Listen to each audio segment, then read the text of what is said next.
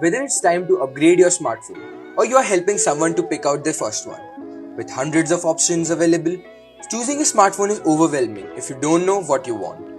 We are here to simplify the process for you. Before choosing any smartphone, you should get your priorities straight first. Don't pay more than what you need in a phone. A smartphone is basically a computer that you carry around in your pocket that allows you to perform various tasks. This can be anything from getting connected to playing games. But how do you actually use your smartphone? Every day matters. The point is that in order for you to send WhatsApp messages and talk to people, you shouldn't be really spending more than 20,000.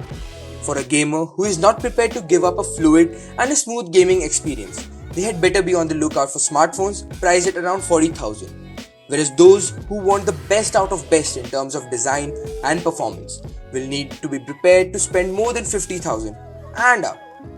So let's choose a smartphone which suits you. There are only two smartphone operating systems worth considering: Android and iOS. Android dominates the worldwide smartphone sales and they have proven their capability. Android offers a wider choice of devices at different prices, more customization options, and Google's excellent suite. If you're already familiar with an OS, you can stick to that platform. The biggest reasons to opt an iOS device includes its ease of use, access to OS updates as soon as they are available, and its ability to work seamlessly across all Apple devices. Some people have this mindset that having an iPhone reeks of professionalism.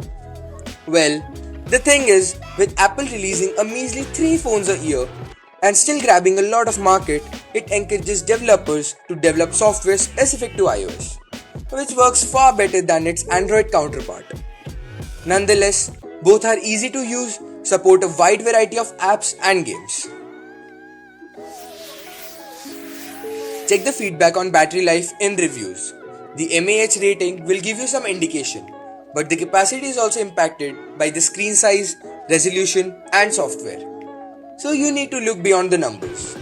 If you are a heavy user and work on apps, play games, stream videos, and more, then go for a smartphone with at least 4000 mAh battery or above. If you are an average or light user, a handset with 3500 mAh battery would be good enough to run for a full day. Just check the numbers provided by the OEM. You don't want to end up charging your phone for hours to get through the day. If you want to be able to juice your phone up in a hurry, check to see whether your phone offers fast wireless charging. The idea is to place your device on compatible wireless charging mat and voila! The processor is very important. Newer is generally better in terms of both speed and efficiency. It's better to look at the performance results in reviews such as Geekbench, which measures overall performances. Qualcomm Snapdragon 865 is the cream of the crop. It's the processor to get if you want the best possible virtual reality and gaming performance, as well as better efficiency. It's debatable how much RAM you need in a smartphone, but we recommend looking for at least 4 gigs of RAM for better performance.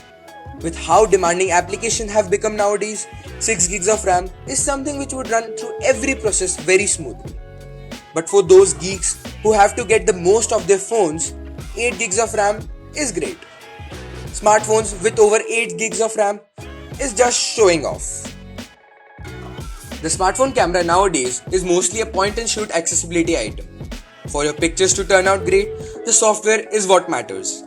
It is not necessary that a 108 megapixel image sensor will output better images in comparison to a 48 megapixel sensor.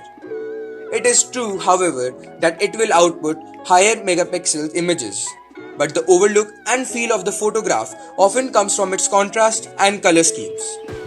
When it comes to video, pay attention not just to the resolution but also to the frame rate. 4K at 60 frames per second is nowadays considered standard. Also look for lenses that offer optical and not just digital stabilization. If possible, test the phone you plan to buy and make sure it captures images quickly enough. And if you plan to shoot ton of photos and videos, look for a handset with a micro SD card slot. With handsets costing more and more with each passing year, surely their after-sale services is something which is more importance. I would generally try to look up for companies which are more customer-centric and have a greater part in their services. Not to pick any names, but try to go after companies which focuses on your country in terms of sales and have a great brand value among the tech enthusiasts.